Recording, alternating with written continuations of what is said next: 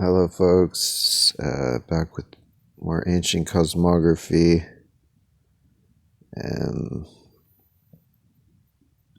Let's see. Well, I got a email from academia because I have my book, The Beautiful West, America, the Underworld, and Afro-Eurasian Antiquity. I have it posted in academia as a paper there. So it says they emailed me telling me a faculty member in the Department of Institute for Egyptology at Uni Wien, Vienna or whatever, read your paper this month. So anyway, Uni Wien, that's University of Vienna. It's the oldest university in modern German-speaking world and among the largest institutions of higher learning in Europe, associated with 16 Nobel Prize winners. Yada yada. So founded in 1365. So anyway, it shows like there are people actually reading my work, and hopefully they'll understand it and spread it. But who knows? I mean, it seems like every week, like one or two people are reading it at least. But yeah, hopefully that bears fruit. Let's see, what is this?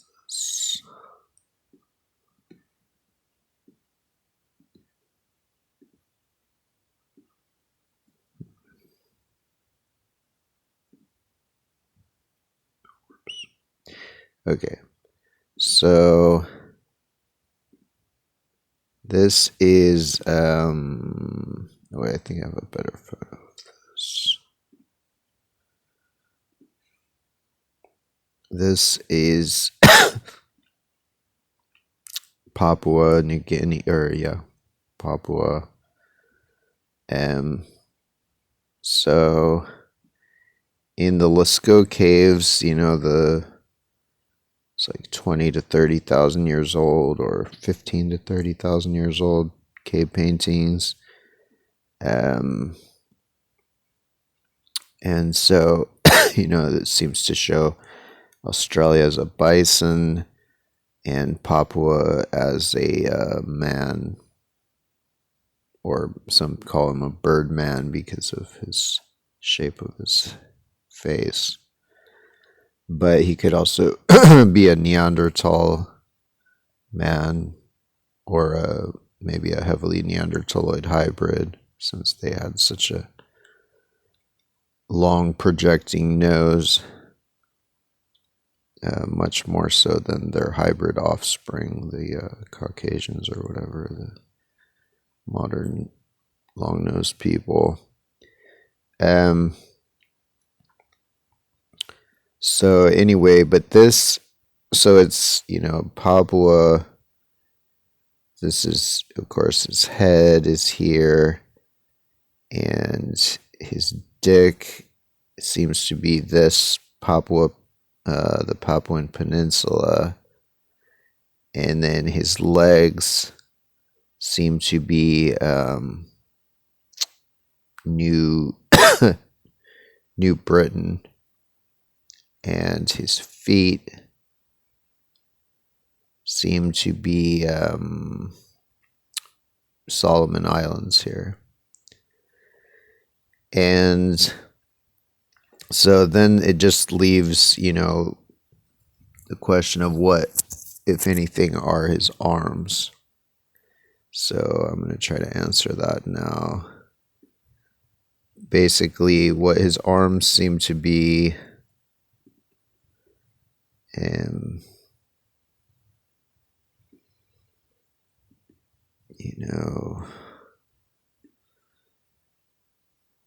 his arms. Well, what I think it is that, well, for one thing, this arm may partly, especially the shoulder part, may be partly just showing the shape of this bay. So the arm may kind of represent just this coast, the shape of this coast here, because it kind of gives you a bit of the shape of this bay right there. But I also think that the arm likely represents, or at least part of it represents, this island right here, this long one. And I'm thinking that this hand represents this island right there. And that this other arm likely represents this island here, and maybe in conjunction with this island and these kind of seamounts along here. And that this hand, my guess is this hand represents this island here. You know, there's maybe some chance it represents this one. But I'm looking more at this one for it. So yeah. Because the way that his face is shaped, there's like this, round indent here. And so there's almost nothing else that can be besides just this part right here. It can't really extend further because further is not shaped that way. I mean, I guess you could say that it either has to be that little part there, or it has to be this entire part here, in which case the arm would be this island, Dolok Island right there. But that seems unlikely because, like, especially in this photo, this arm seems to be further up towards the head, if anything, compared to this arm, which seems to be a little bit further down the body. So that would support the idea that this one is really close to the head, that it's coming out right from here. And this hand, whereas the other one is a little further down. It's right here with this arm with this hand.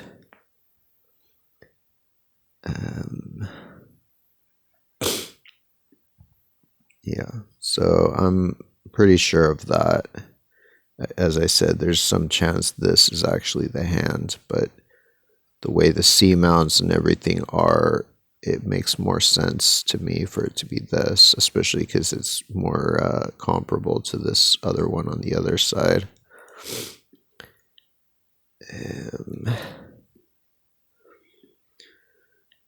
And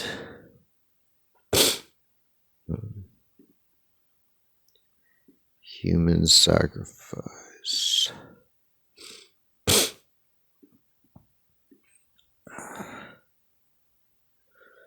So this is a funny thing I just wanted to show, because I used to think that human sacrifice was well proven by scientists to have been widespread, among the Aztecs and Mayans and shit like that, because I didn't check. I didn't research it. I just I just assumed that, scientists were not all talking out their ass. I figured, I didn't realize they would just totally libel an entire hemisphere's native inhabitants without once checking if there's any reason to actually believe it. But that seems to be what they did. Looking at Britannica, they say human sacrifice, the offering of a life or a human being to a deity. The occurrence of human sacrifice can usually be related to the recognition of human blood as sacred life force. Blah, blah, blah, blah, blah. So Britannica, Brit Bongs.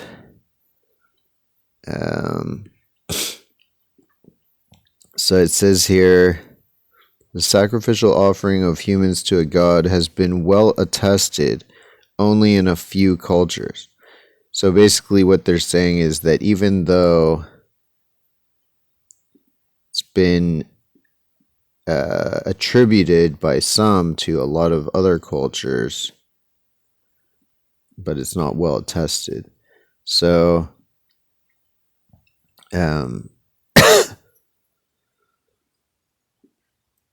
like accusations of, so this is from the same article, accusations of human sacrifice in ancient and modern times have been far more widespread than the ritual practice ever was. So what they're saying there is the vast majority of claims of human sacrifice in ancient and modern times have been made up. They've been lies. And yet there's no there's no skepticism whatsoever or scrutiny of the claims against Aztecs and Mayans and some others, you know. So it just shows their bias that, because they say here, you know, the ancient Greeks told many myths that involved human sacrifice, which has led some researchers to posit, and that's not really true because pretty much all the Greek myths are not about humans. There's no humans in them. They're about gods. So you can't do a human sacrifice without humans. Which has led some researchers to posit that rites among the Greeks and Romans, which involved the killing of animals, may have originally involved human victims. See, but this is just theories that people like to come up with based on very little, just because they like to hate on people, especially, you know, people of the past, especially people, you know, different countries, whatever. Which involved the killing of animals, may have originally involved human victims. At the end of the 20th century, however, archaeological evidence did not support this claim. So this is, you know, this is a lie in the sense that this article is a lie in the sense that it pretends that there is evidence of human sacrifice among the, you know, Aztecs, Mayans, and Incas. There's not. There's just the same as everything else. There's just claims by their enemies. And honestly, if you're watching this and you think that you just will believe completely somebody's enemy about them, you know, like, you know that the Spanish were the enemies of the Aztecs and the Mayans and the Incas. But yet you'll just take their word, obviously no evidence, no cameras, no nothing. Just like some conquistador that was trying to take over their continent claims that he saw X, Y, and Z. Like, if that's your level of belief and evidence, then science and history is not for you. And yet that's how the mainstream is. They're just like, oh, okay. That's how the universities are. It's fucking ridiculous, honestly. People that stupid should not, like, go outside. Should certainly not drive. Some early Christians were falsely accused of cannibalism, consuming sacrificial victims at nocturnal feasts, a misunderstanding probably due to the secrecy surrounding the Eucharistic rite and the use of the words body and blood. From the Middle Ages until quite recently, Jews were often maliciously accused of having sacrificed Christian children at Passover, an accusation which has been termed the blood libel. So what they don't tell you is that